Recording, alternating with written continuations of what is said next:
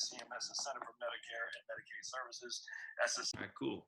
All right, good. We're now recording, Amar, so we are live. But let me just see if I can see it on my feed here. Hold on just a second. All right. So what we're going to talk about, my friends, Amar and I have, Amar showed me this article from Forbes, right, Amar? Yeah, Forbes. About the mega Roth. It wasn't like I don't know if you call it a backdoor Roth. I'm not sure, but it was actually pretty interesting. So we want to talk about that. And then I had a guy send me an article from a Market Watch about what you need to retire in various states, which I chuckled at. So Amar, if you want to bring that up, I'm trying to get, there we go. All right, cool. We got, from a Market Watch. Just turn that down. All right, cool. There we go. I got the live chat up. All right, sweet. And of course, if you all have any questions, by all means, let us know. We're going to do this on a regular basis for sure. And as we go forward, if you have articles you want us to talk on or anything you want us to talk about in advance, let us know so we can prepare for it. So what's going on with you today there, big man? What's going on in the great state of California? Yeah, I mean, this time change. I used to love the time change, daylight savings. Now I hate it. So I have two kids, right? 2 and 4, and they just can't get on the right sleep schedule. So lately they've been going to bed at 7 o'clock and waking up at like 5. So it's not good. What about you? How's Pablo doing with the time change? Oh my goodness. He was up. He does this thing called the Harlem Shake. That's what I call it, where he'll get up out of his Pablo bed and he'll shake. And I'm always like, what? Because I wake up like that. And I'm like, oh, that's okay. Let's go for a walk. Let's go outside. I'm like, like freaking walking like Scooby-Doo through a castle or something, or Shaggy. I take him outside and, he'll pee or something like that. And then, which is fine. But man, I had to do that not once, not twice, not thrice, but whatever 4 is. Last night and there he is. And I was just snoozing away. I said, man, the life of a dog, man. It's just sitting there snoozing. And yet, and I've already given him 2 walks already since I've been up this morning. But he's a nut, man. He is a nut. He's wiring me out for sure. Yeah. But no, it's all good. It's beautiful here in Georgia. A freaking emerald blue sky, or what's the color I'm looking for? A blue sky. But it's freaking gorgeous, dude. It's gorgeous. Yeah. Yeah, I can bet. So you want me to put the article up, or do you want to do talking points first, or how should we got. So here's the article. Says, hey, from Michigan, my man Rob, beautiful Worcester, Mass. Rob was not on my live stream the other day, and I said that the Patriots were going to lose, and of course I was right. Denise from Southern California, Amar. Denise is on board from SoCal. Go. What part of Southern Cal are you from, Denise? Sharon, right on. Life insurance and retirement, maybe instead of long-term care. We could talk about that. Are you, Amar? Are you licensed to sell life insurance by chance or no? Yeah, I'm licensed. Yeah. Okay, and not saying. I'm just curious. Like, so you have access to the various products that I don't, but that are out there and whatnot. Yeah. So we use a third-party broker that will shop around. Okay. They have like 50 different carriers that they can shop with. Okay. So I'm not doing the actual underwriting. We just broker it out to a third-party broker that shops around for our end client. Gotcha. Yeah. It looks like I'm going to make a list. So I'm taking notes here, Josh. So okay. We'll find an article about life insurance versus long-term care. Is that what that was? Yep. I'm trying to make it so it shows us both. It looks like it's just showing you or me for some reason. It's weird, but all right, whatever. It's strange. I'm not sure why it's doing that. Okay. All right, either way. Then we got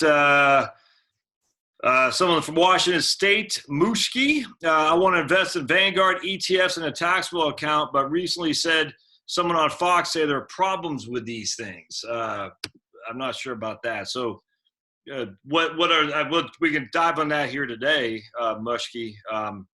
We can talk a little bit too, Sharon, about life insurance as opposed to long-term care. I got no qualm talking about that, but just be kind of off the top. And Amar has access to the products that are out there.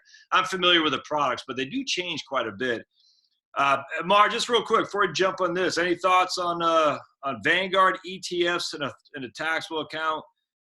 what would there? I don't know what the problems would be. Any thoughts on why there would be problems with Vanguard ETFs and a taxable account?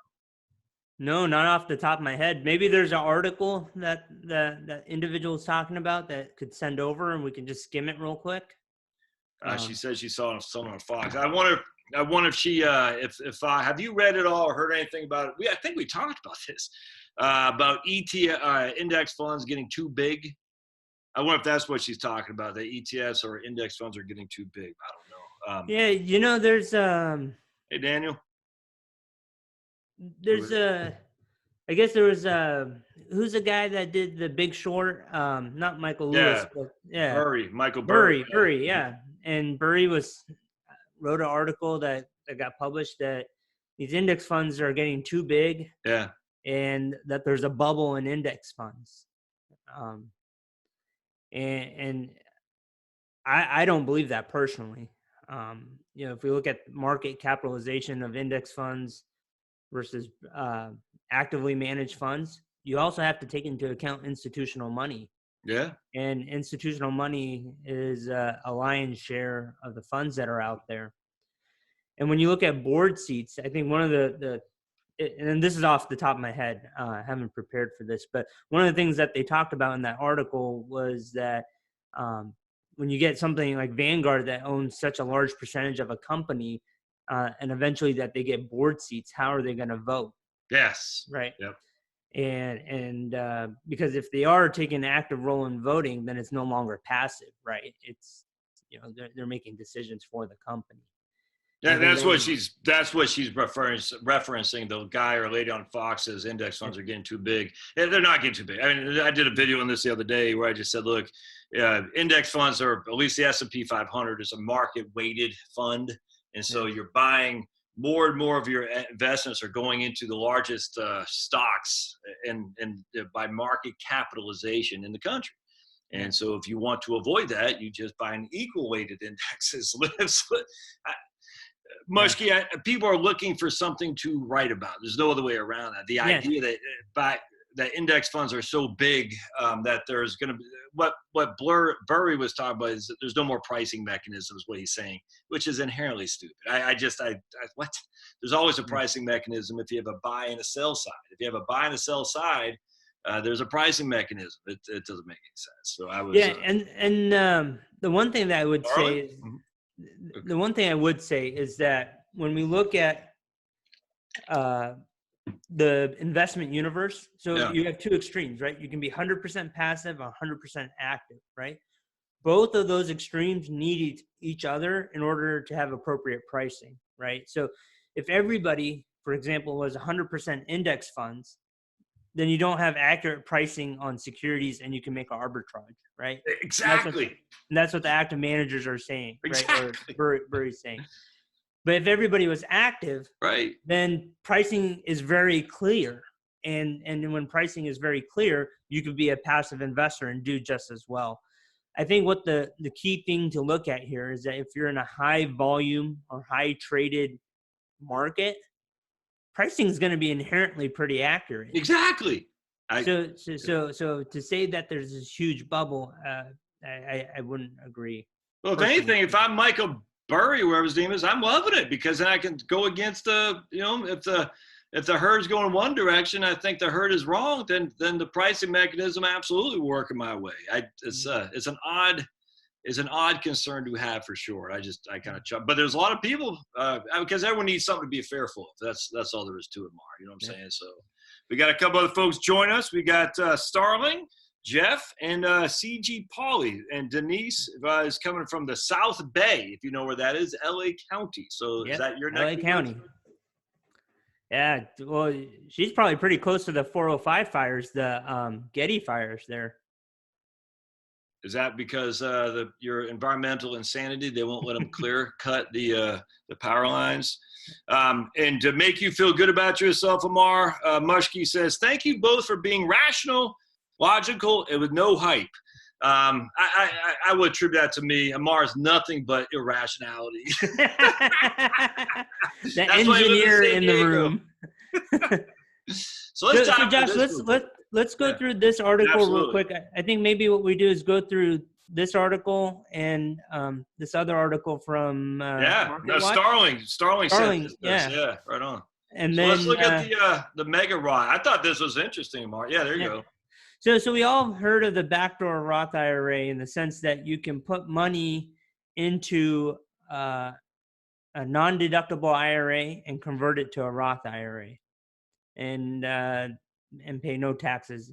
Now that is, you got to make sure that you have no other IRAs when you're doing that, because the tax calculation is a percentage of what's deductible over total IRAs. So that is important. Well, what this article is talking about is using your existing qualified plan. So if you have a 401k that has a pre-tax option and a Roth 401k option, you can use that and put the max in, which is 19,000, right? And if you're over 50, there's extra 6,000 that you can put in, so you can max that up to 25. So if you have a TSP, this works for you as well, right? 401A, 457. I'm just trying to think. 403B. 403B as well. Yeah. So all those qualified plans. And traditionally, you could only put 6,000 or 7,000 if you're 50 or older into a Roth IRA. So part of this is saying, how do we create this, what Forbes calls as a mega Roth right here, and how the new Secure Act will pretty much cement this. So and I'm just skipping around here. So I want to go to, they have an example. Yeah, they show Will, I think. Yeah. It's right here. So let's say the overall limit is 56,000 in a 401k, or 62,000 if you're over 50, right? And it's right here. And so what they're saying here is that, at first glance, you can put the full 19,000 into a Roth IRA and get some matching, and most people would say that they're done. But if you're an empty nester, if you're like in the last 3 or 5 years of retirement and you want to put away a lot more money, this could be potentially a good thing, in the sense that you can put the difference in this in the after-tax bucket. And so they give an example here of Willard, who's 50, maxes out at 25,000. His company gives him a 5% match, and so that's an additional 7,500. So if you add these two numbers up, right, and you subtract it from the IRS, the ERISA maximum, which is 62 because he's 50 or older, you get that he can still add to his retirement plan an additional 29,500 in the after-tax bucket. And what this article is saying is that with the Secure Act, they're basically going to put it in writing that any after-tax money can be, when you retire, can be put into the Roth IRA. And so one of the things here is that even now, his after-tax bucket can go into the Roth IRA, right, Josh? Yeah. Well, what they're showing, if you scroll up a little bit, I guess you got it. It'll show you that there's literally a rule right there, Revenue Notice 2014-54, that states explicitly that after-tax contributions to be rolled exactly to a Roth, which is pretty interesting to me.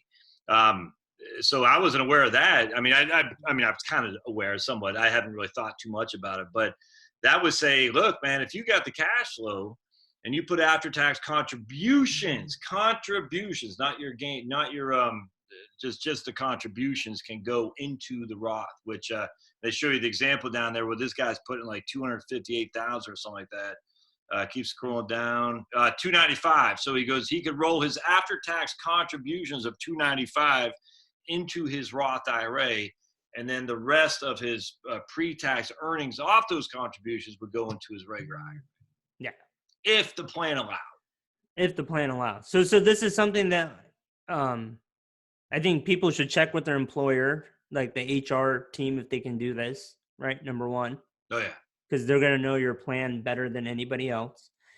And then the second thing is, if the Secure Act goes through, I mean, this is almost now written into the code, right? So I think a lot of people would take advantage of this. And when we look at retirement savings, you want to be able to pull from different buckets from a tax perspective, right? So we've always talked about, you want to make sure you have enough liquidity. Yeah. You also want to make sure that when you're withdrawing funds, that you're taking them from different buckets to give you the best tax situation.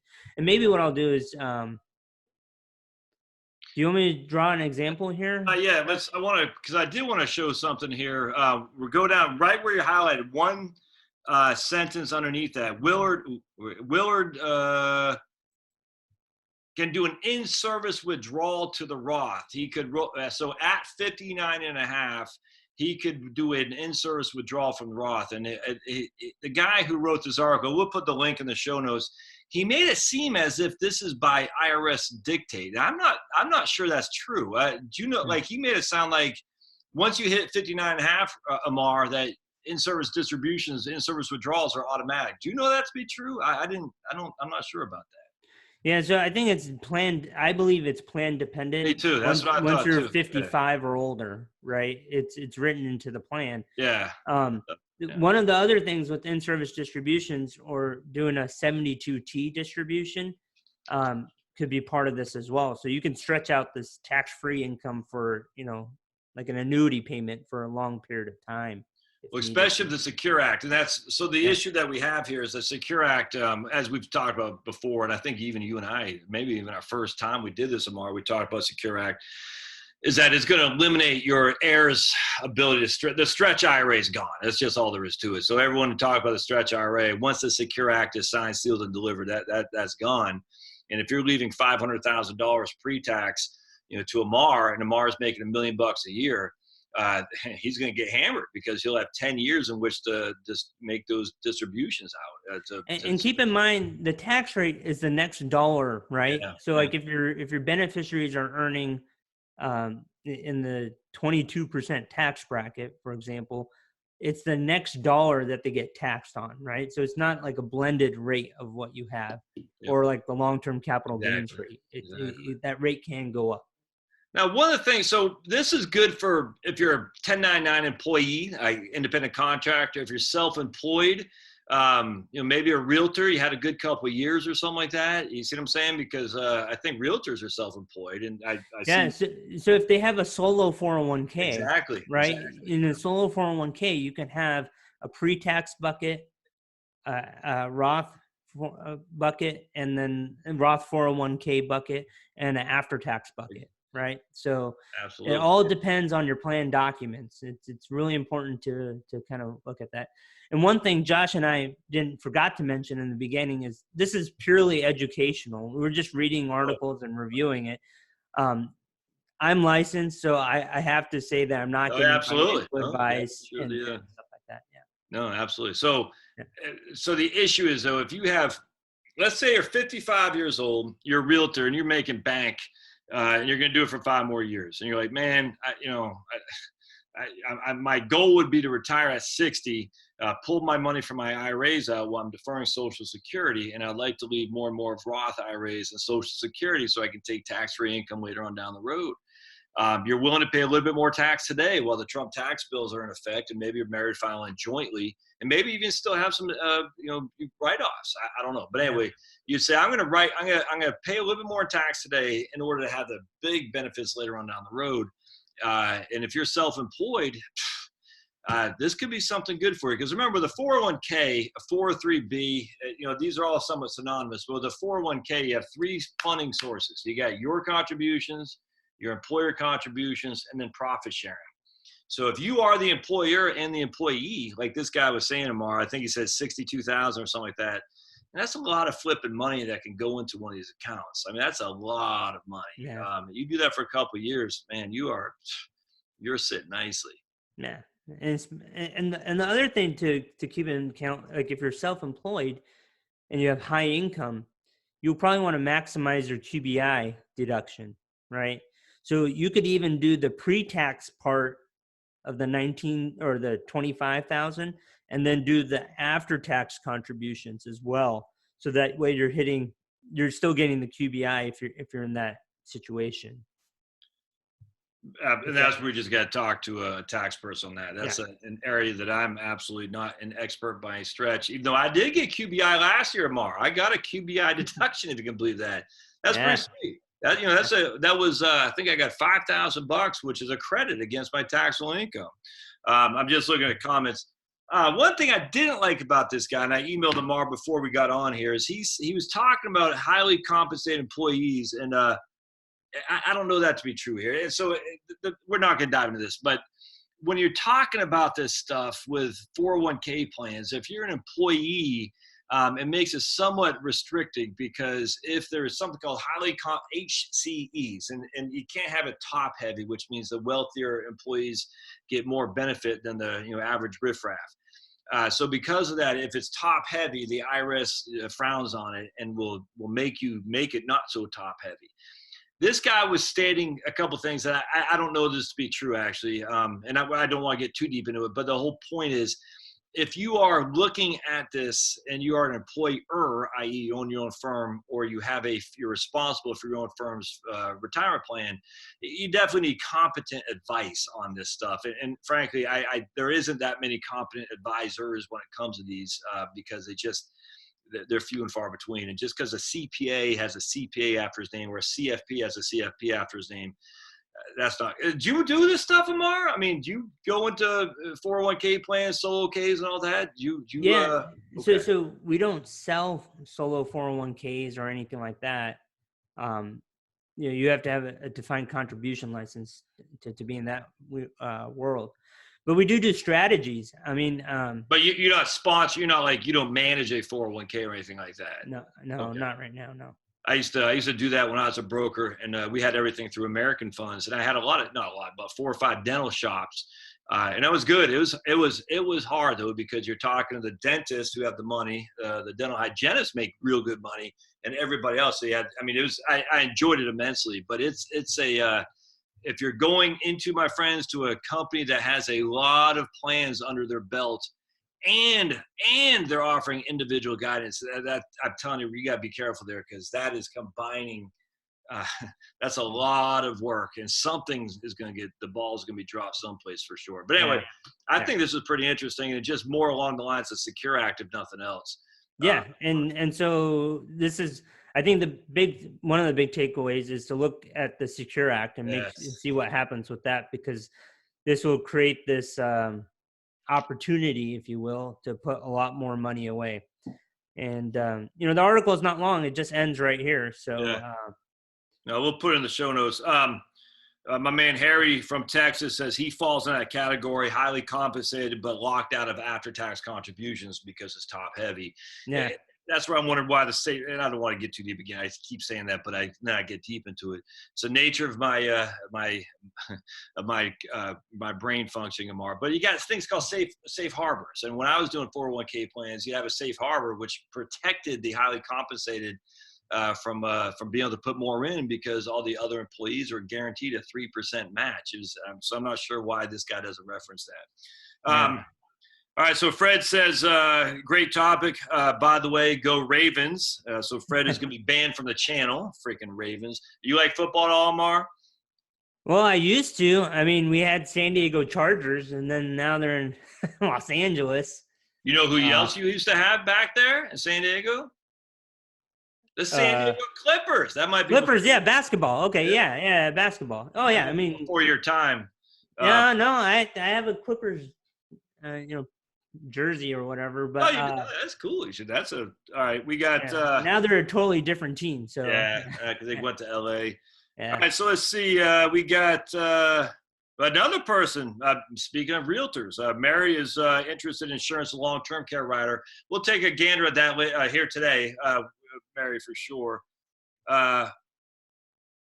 I'm just reading some comments real quick, Amar, then we'll get to this article that Starling sent to us, if that's okay. So I'm going to just close it, or just wait. Yeah. Denise, can I move mutual fund into a non-deductible IRA and then move to a Roth if it actually happens? I guess you talked about Secure Act. So Denise says, from your neck of the woods, Amar, can I move mutual funds into I'm assuming she's saying mutual funds in a taxable account. Yeah, so no, so contributions to an IRA, Roth IRA have to be cash contributions. You can't transfer in-kind securities into a plan. Yep, good. And then Mushki says she's so confused. It is confusing. I mean, there's no other way around that. It's confusing as all get out. And that's why unless you're falling into a specific category, it's a tough one. This is why these things are so tough to just paint with a broad broad brush. Should I just do this? I don't know. I mean, because we don't know your taxes. We don't know any. That's a tough one for sure. Yeah, especially when we're reviewing articles, it's going to be extremely tough because you have to take your personal circumstances into account with all of this.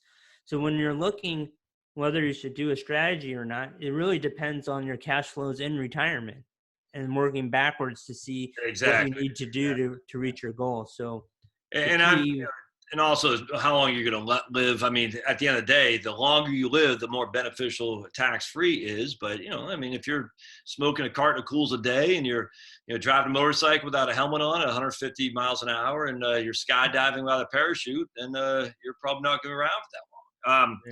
Just real quick, my man Mark says, my links on my website are not working. Okay, so I got to get that looked at. That's weird. The links on my website are not working. So I appreciate that, Mark. I will look at that. Jennifer Hamilton says, Amar, do you still have to have the Roth account 5 years if you roll over after-tax 401k contributions before you can withdraw? Yes. So the 5-year rule is still there. And one of the things most people, if you don't already have a Roth IRA, is timing it so that you exceed that 5-year rule. So that is an important piece to mention. Yeah. Now, if I may, just on that, the 5-year rule is focuses on once you're over 59.5, the earnings. Always remember that. I just look at like earnings. An IRA. Yeah. If you're over 59.5, you have access to your IRA without penalty. Well, the answer is yes. Do you have access to your IRA without tax? The answer is no. And if you kind of look at it like that with a Roth, is you have access to your principal without penalties, after you did the conversion, but you don't have access to the gains. And it inherently makes sense because you've already paid taxes on the principal, if that makes sense. It's the gains. So it's only the gains that are attributable to the 5-year rule is another way of saying it. Yeah. Yes, that was much easier. So Mushki again says, I'm 59 and she puts $25K into her company's 401k, but it doesn't match. Then I put $7,000 into my own Roth IRA. How does that apply to me? Yeah, so that's a good question. So, right, so she's putting 25. So she's getting the 62 as her max because she's over 50, right? So if you do 62 minus 25, that's like 75, 3,750. Is that, did I did that? 37,500. Yeah. Did I do that math right? Yeah. Something like that. Let's just say 35 for simplicity, but yeah. Yeah. So that you can put in the after tax if you have that as an option. Now, again, so the thing that we look at from a tax perspective, and Josh and I are not CPAs or tax planners, but in retirement, you have your pension, Social Security, other streams of income. You have your RMD from your IRAs, but you also have to factor in the interest and dividends that you're getting from your taxable accounts. And so by putting money here, you're reducing future interest and dividends on those after-tax accounts as well. And then if you do the 25 to your Roth 401k, Mushki, and then you do the 30, whatever you said, 37,000 to your after-tax, and then you can, later on, you move that after-tax into your Roth IRA once you separate from service. That's a lot of Roth IRA money for sure, without question. I just saw something. Oh, Amar, real quick. Yeah, that's 44,000 going to your Roth. Like the after tax or tax free bucket, whatever you want to call it, per year. What tax strategies should a highly compensated employee follow after maxing out the Roth for the 401k and HSA? This is Chris. He says, Christopher. Any thoughts, Amar? So this guy says he's maxing out his retirement plan, his HSA. Any thoughts on other things tax favorable to do? And I mean, if it's a small company and they can do a defined benefit plan, that could be an option. If it's a family business, right? and you can have that. But if you're part of a larger company, I would be looking at cash flow streams in retirement. Like, what do you actually need? So some of that conversation would be starting to pay some more taxes. I know the question was, how do you reduce your taxes? But you should look at your tax picture overall over a period of time. Exactly. And I agree more. you may need to say, like, hey, depending on your spending in retirement, et cetera. I mean, these questions are very difficult without understanding more of somebody's background. I would, I could 100%. And I think, Amar, a lot of people get caught up in the idea of I got to reduce taxes today without looking at the big picture of the future. Sometimes it just pays to bite the bullet today in order to avoid a bigger one in the future, for sure. So you just got to look at the big picture. And some of the things, like if it's a highly compensated employee, they may have access to insurance benefits through their work that are portable. So, for example, like long-term care insurance that is portable. Yeah. So it may not be just strictly from an investment standpoint. One of the things, if you're charitably inclined, maybe looking at a donor advised fund. So let's say you have 5 years left till retirement, and you gift to a church or whatever, some nonprofit, and you want to continuously do that throughout your retirement as well. Well, during your working years, it may make sense to dump 2 or 3 years worth of gifting into a donor advised fund to get the deduction now. Yeah. Because in retirement, you may not be, your expenses there could be some arbitrage based off of your expenses in retirement versus. Well, you're probably not going to have the, you're not going to be able to itemize. You know what I'm saying? Because yeah, exactly. So you could be in the standard deduction. I mean, so that's another. We got to talk about donor advised funds. You had mentioned that before, Amar, and we'll definitely. I'm a huge fan of DAFs, donor advised funds, and they're a poor man's private foundation. I wouldn't even say poor man. I even have people that have a significant wealth. Oh, I know. I'm just saying you don't need to be the Ford Foundation and drink your tea with your finger up like that. Go ooh, you're drinking some Budweiser or something like that and fishing off the coast of North Carolina like my man Jeff here. And but I mean, it's a poor man's trust or foundation that you don't need to be poor. Yeah, and I think it works well for people that are on the border of standard deduction and itemizing, right? And they still have other things that they can do. So one of the strategies, again, talk to your CPA and all the other things, is that when the years that you are going to itemize is to upfront fund these donor advised funds and get a bigger deduction those years, and then switch over to standard deduction the following years. Yeah, no, and then you can do it back and forth, and so I think I have one of my clients that we itemize 1 year, and 2 years do standard deductions, and then itemize again, and then 2 years standard deduction. So, I mean, you can get as creative as you want with that side.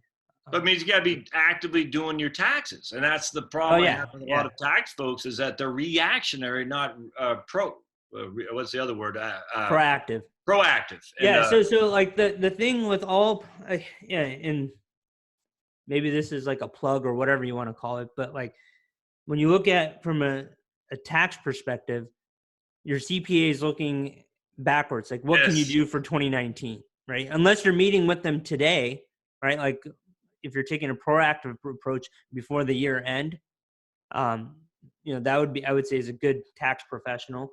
Your estate planner is working with you whenever they want, once every 3 to 5 years to update documents or whatnot. But strategies change, and your actual value of securities change. Like one of the things we can talk about is a qualified personal residence trust, or even if you have a small business and you gift shares into an annuity trust and grantor retained annuity trust, and the business goes up, well, the estate planning work. But what if your business value goes down, right? Is there a way that you can substitute or redo that? And so like your attorneys are not taking an active valuation of where your company values are, where your real estate values are, or securities. So in my opinion, working with an advisor, and I know this is loaded because I'm an advisor, right? But being I would say even as an individual being proactive, That's the only way you're going to be able to take advantage of all these things, is to be on a proactive basis. I mean, I could not agree more, without question. And however you do it, my friends, it's let's see, Amar, you can exit that if you want. We got a couple. So we're going to this Market Watch article. Let me just hold on just a second. I saw Rob, my man, the Bruins fan. He says his daughter is a dental hygienist, and she makes good money for a 2-year education. Could not agree more, man. That's some of my best clients are dental hygienists, that's for sure. Jennifer said she has the same question as she's maxed out her 401k. What can she do to avoid taxes? I just want to kind of real quick talk on that too. If the one thing we don't want you to do, if you maxed out your everyone, they default to deferred income, and I don't do that so much. I think it's okay to pay a little bit more tax today as income, and to qualify for qualified dividends and then long-term capital gains. And so what I say to people, like, look, man, and I'm going to show you my little chart here. It's gonna be hard. You want me to stop sharing my screen? Yeah, for just a second, Amar. We got 3 things here, 3 circles. We have tax deferred, tax free, and taxable. All right. So what that means is taxable is like a mutual fund, your bank account, your brokerage account. Tax deferred is your 401k, 403b, and tax free is your life insurance and your Roth. And the issue here is most people have most of their money in the tax deferred account. And I don't think that's good. In fact, I know it's not good. We want more money in these guys. The reason for that is because if you have money in a taxable brokerage account, and let's just say it doesn't pay much in terms of dividends or long-term capital gains because it's in ETFs that are not heavily traded and maybe growth-oriented ETFs, essentially that sucker is tax-free because the minimal amount of income it pays may or may not be under your standard deduction, but it could still be taxed much more favorably than money coming out of a tax-deferred account, which comes out as OI. And so what I tell people is like, look, so going back to Jennifer, you maxed out your 401k, and you're like, what else do I do now? And like Chris said, he maxed out his HSA. Well, put in like a Vanguard small cap growth fund, the ETF, where it doesn't have a lot of turnover, so there won't be long-term capital gains. And this is me talking, by the way. It's not a Amar. Just want any compliance guys out there. Yeah. Not a recommendation. No, but just something that's growth-oriented with minimal dividends and minimal turnover, i.e. capital gains.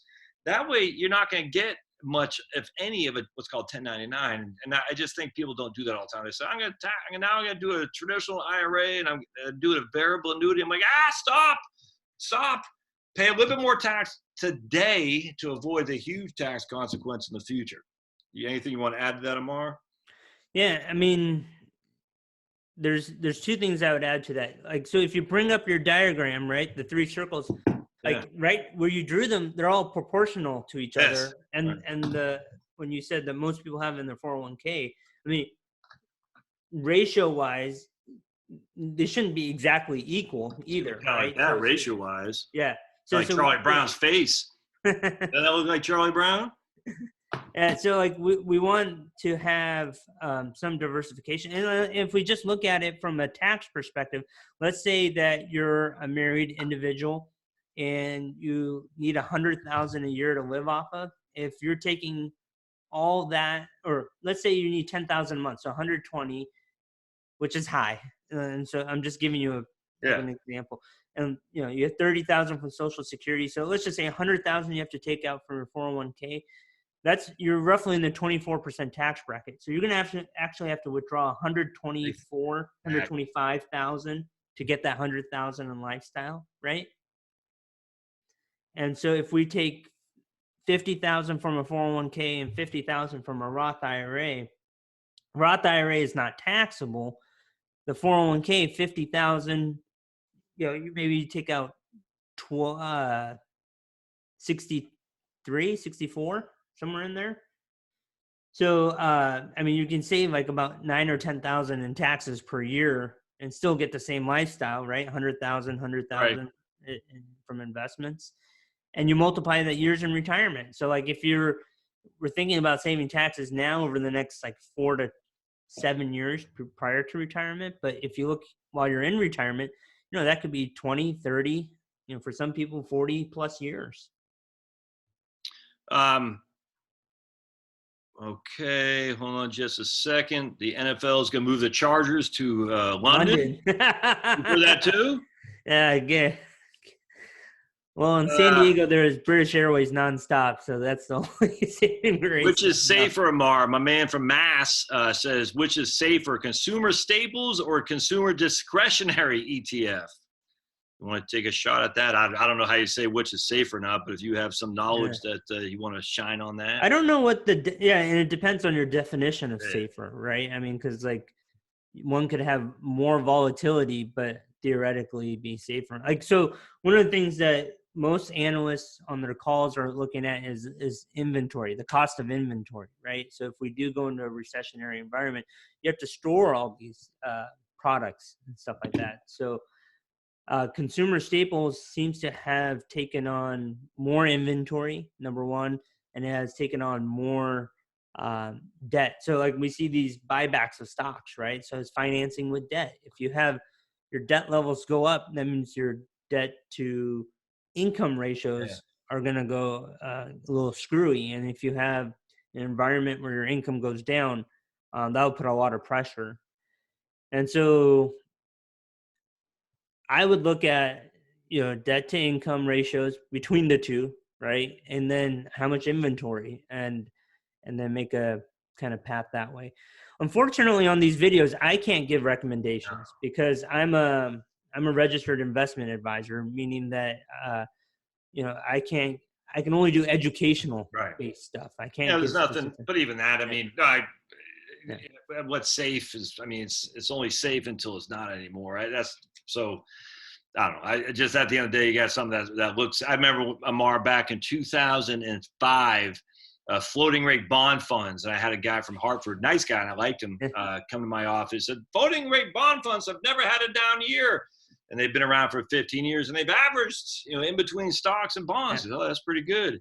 And then floating rate bond funds proceeded to get destroyed in the chaos of 2007 and 8. And I just so it's kind of funny you bring that up because in 2008 there was a liquidity crisis, right? Yes. Like commercial paper was defaulting, which has never happened. Yes. Money market accounts went down by 2 cents, right? Like, some companies had to shore those up, right? They would step in, the brokerage houses, right? And we look at today, what is the Fed doing? It's creating short-term liquidity again, right? So I know we're not doing quantitative easing, but kind of we're printing like 60 billion plus a month here. So I mean, the Fed's an active Fed, and if the funny thing is, the active Fed, do we have a history of the Fed being active, and it actually does not end up resulting in recessions? And the answer is, of course not. And so, but look, at the end of the day.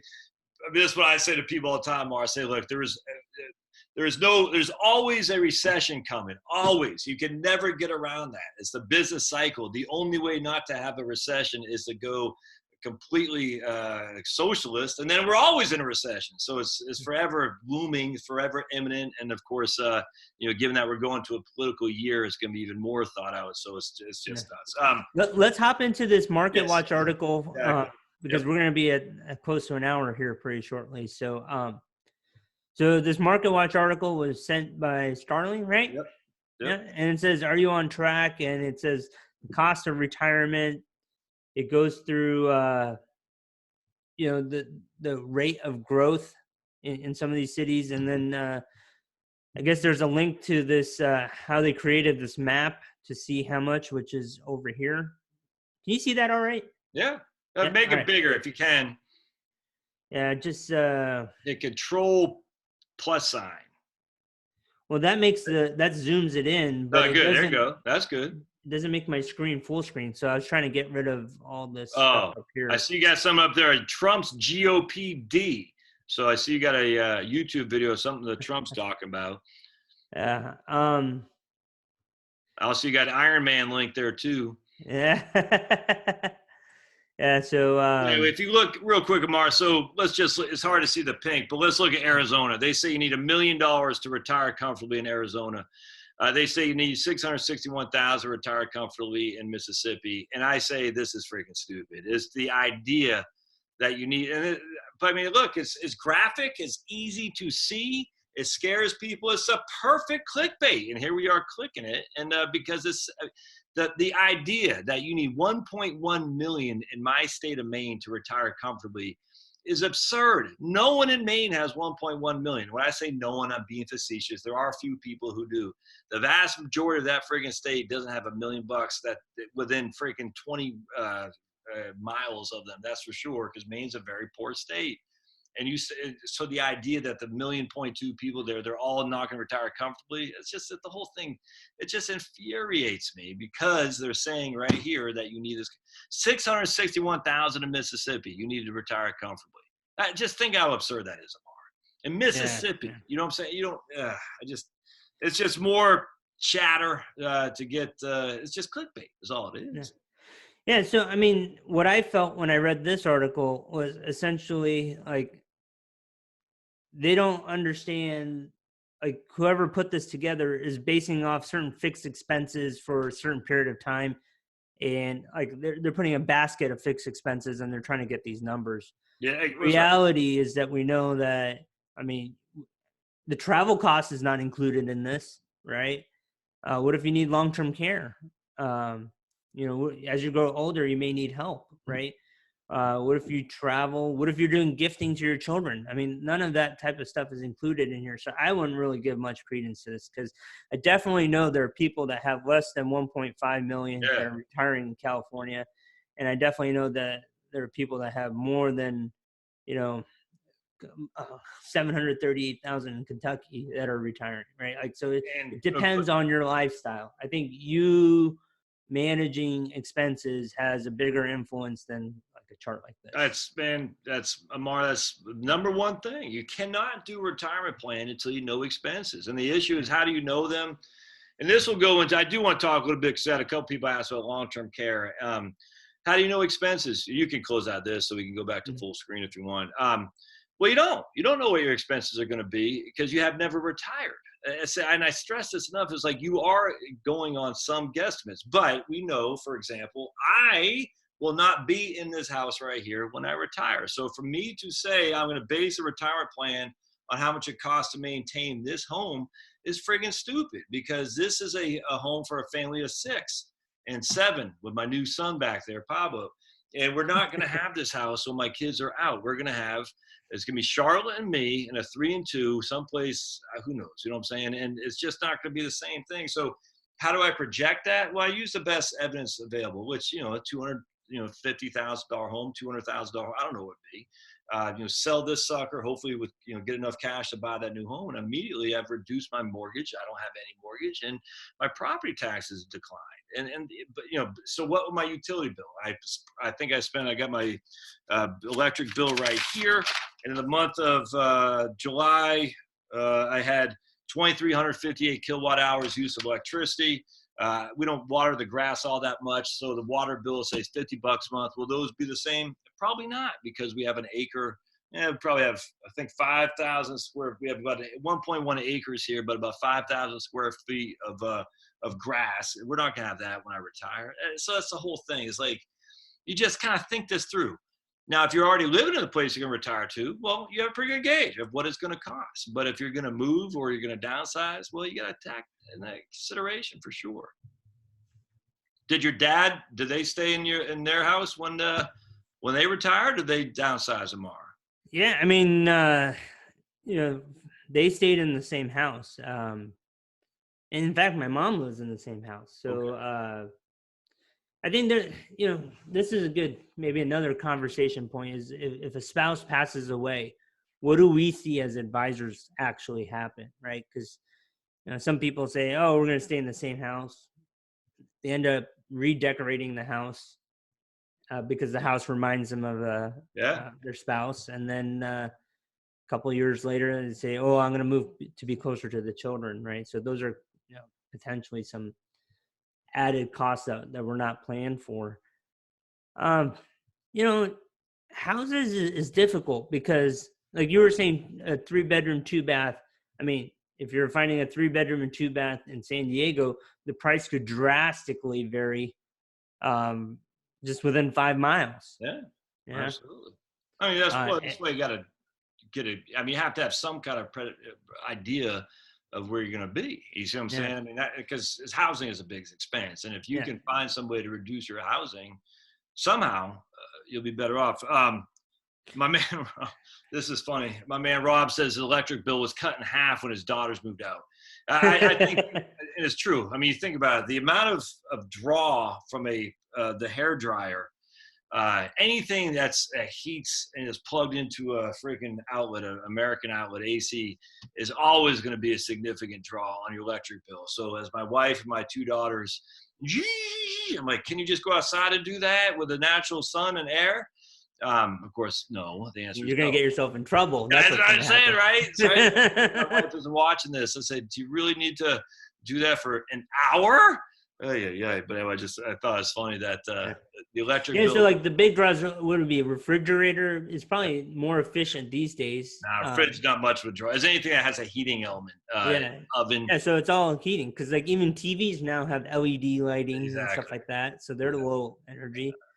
I mean, even like your fridge, your TV. I mean, hell, you can run your fridge is probably running at 700 watts. You know what I'm saying? And when the compressor kicks on, it's probably 1100. That's not a big draw.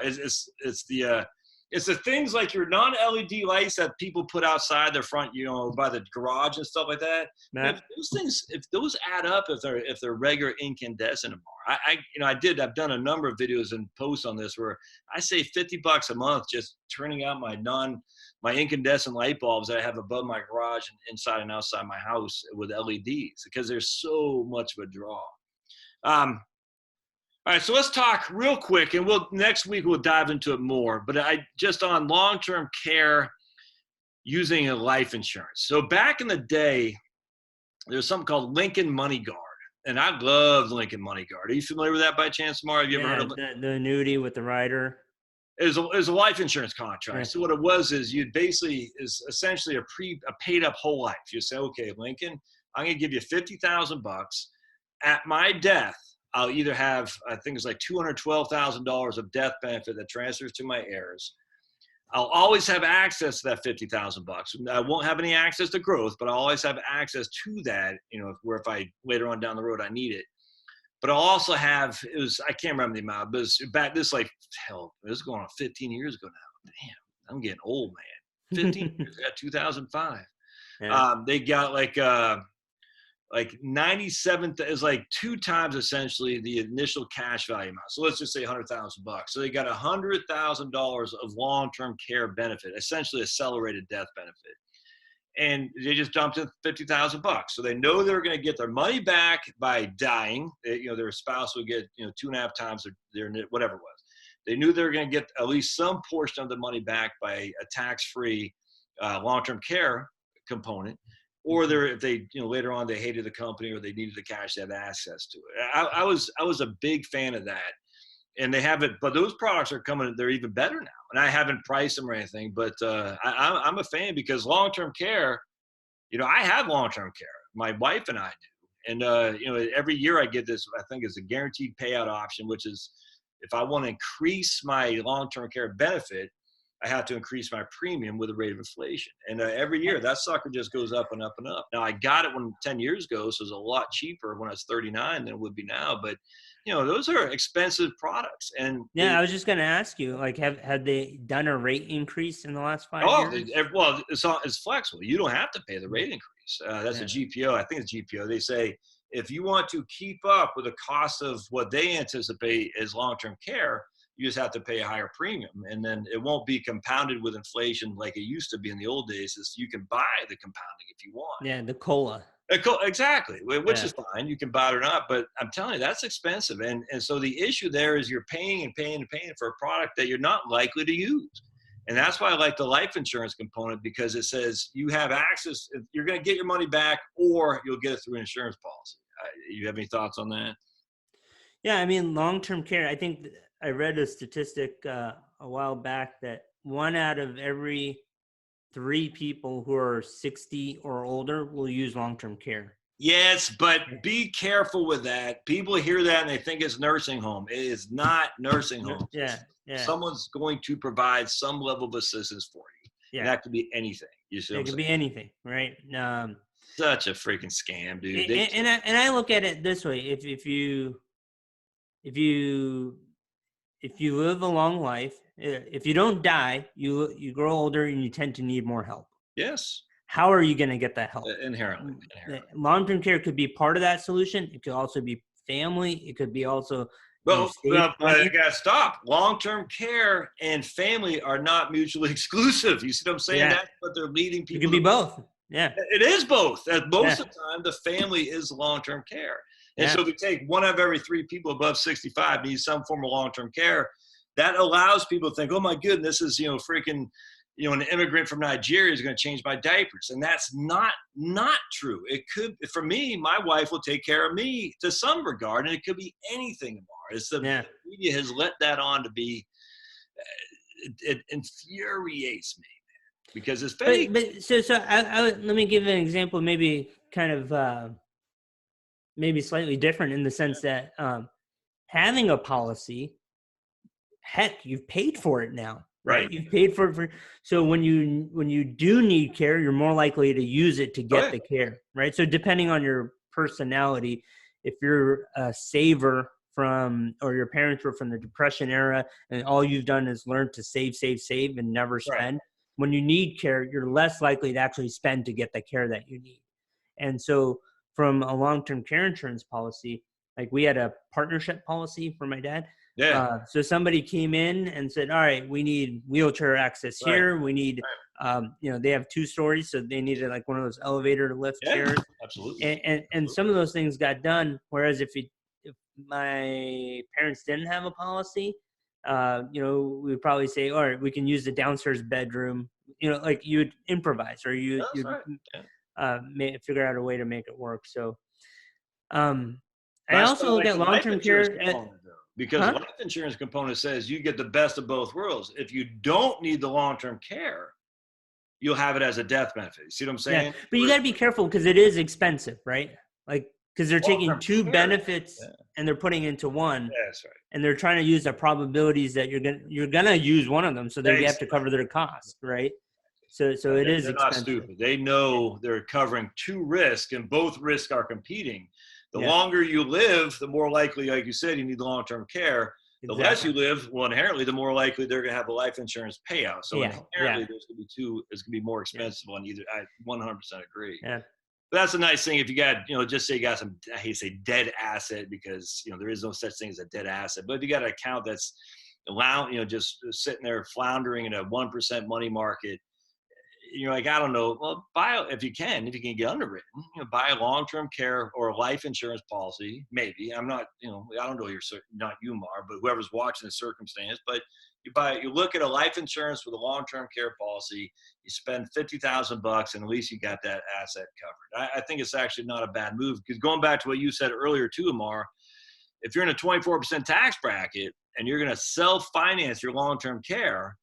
Well, if you have everything bulk in an IRA, this takes 124 to pay for $100,000 long-term care. You see what I'm saying? Yeah. Because you got to pull the money out. It's taxable. And I think. Well, yeah, and I look at also like stress on the portfolio, right? Yes. So if we're like, retirement planning is kind of like a bell curve shape, right? Like as you get closer to making retirement reality, expenses can sway it one way or another really quick, and so.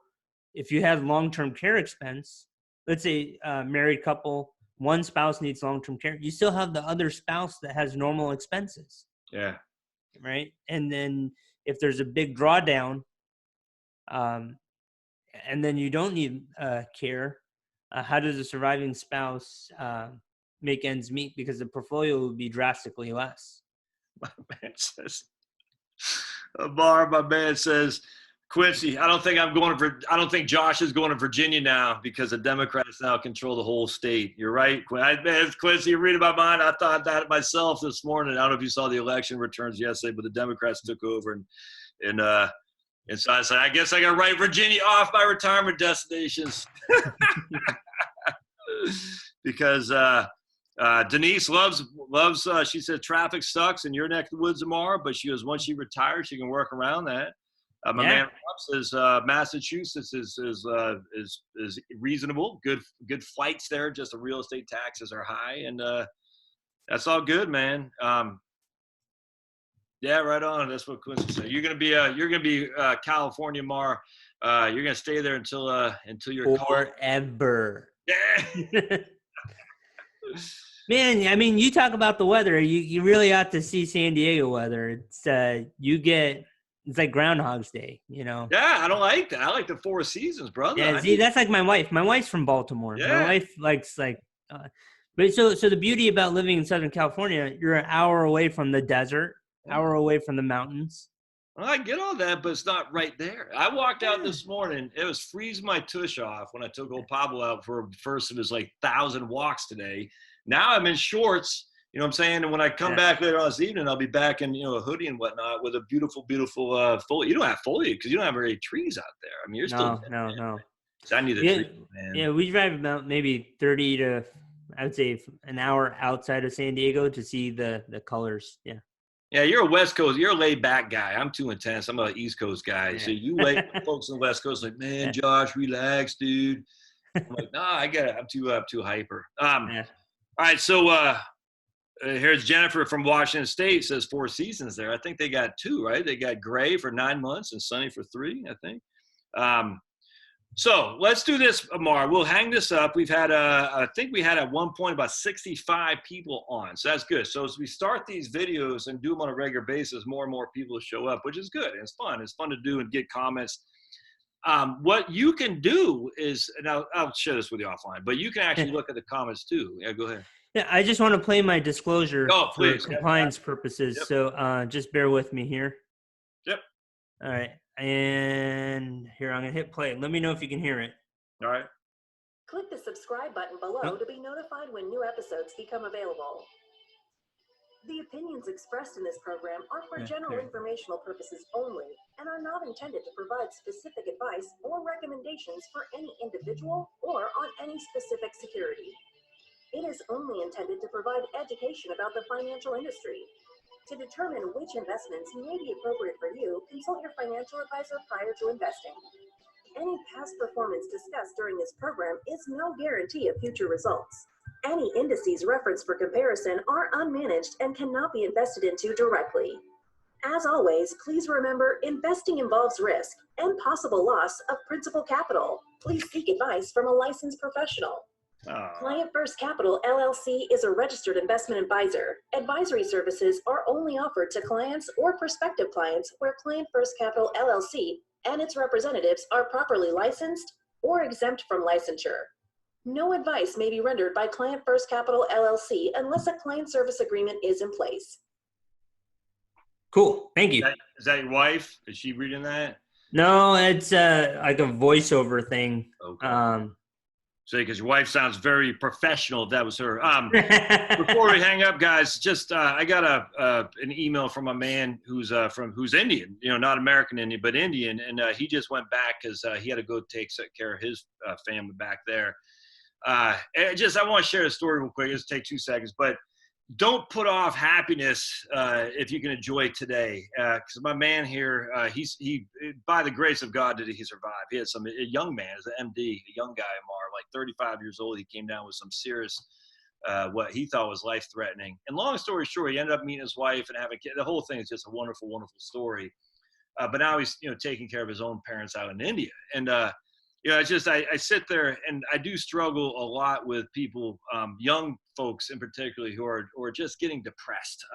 We see that with white guys in particular. There's more white guys killing themselves now than there's ever been, and it boggles me because we're sitting here in this mass amount of abundance, but it's not about the abundance. It's just about having the ability to have a reason to exist. And my man here, his obviously has a reason to exist with his wife and kids that he never thought he would have, and helping his parents out. But I wish I've never had depression or anything like that.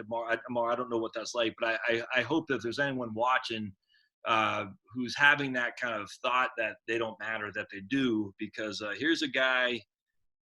mean, it was, he thought he had like a couple weeks to live. You know what I'm saying, Amar? And I don't know what thought process passed through his mind about, you know, taking himself out or anything like that. But if he would have done that, he would not have his wife and would not have his children to show for it. And I just, the reason I want to go on this diatribe is because I think we focus a lot on the numbers, which is good. But what's the number serving? What's the point we're serving? You know, we're not serving retirement. Retirement is supposed to serve us. Our investments are supposed to serve us. And if we focus it differently, that I need to do this to serve my money, to serve my company, to serve my retirement, we're going to overlook the important thing, which is your enjoyment, man. And if your enjoyment is dictated on the amount of freaking net worth you have, that's a problem. Because like my man, another guy just said, Dan, he says, you can retire on Social Security. If that's all you got and you can be happy with your Social Security income, freaking more power to you. More power. Yeah. And that's really good to say, because we want to focus on values. Like, what do you value? If you value traveling, and we look at your budget and you're spending, you know, $1,000 a month eating out. Yes. Yeah. Your decision making, your behavior is misaligned. And really what we should be doing is aligning our values with our goals and our goals with our behaviors, right? And so from there, we want to make sure that we've identified your values, making sure that how our spending habits are, our financial decision making is aligned with what we value. Yeah, absolutely. If y'all have, audience, any tagline that Amar and I should use, we're thinking about, we haven't really thought that much, but I mean, some kind of, you know, some of these guys have, what do you say, wealthaholics or something like that. I mean, I don't know what it is, but it'd be fun to have a little tagline that we could say, you're tuned into the Amar and Josh, you know, freaking Fight Club, or I don't know what it would be. If you have anything you can think of that'd be kind of catchy, just remember every Wednesday at noon, we'll be doing this. So put it on your calendar. Send some questions in advance, certainly while we're doing this, and then we'll just keep doing this going forward until the regulators tell us to shut the hell up. But until then, man, I appreciate y'all being here. Like I said, we've had a record for our own turnout so far, Amar, and hopefully that will build, and we'll just see how this shakes out, man. Sounds good. Talk to you soon. Appreciate you being here, brother. Thanks, man. I'm going to end this. Thanks, guys, for being here. All right. See you. End meeting.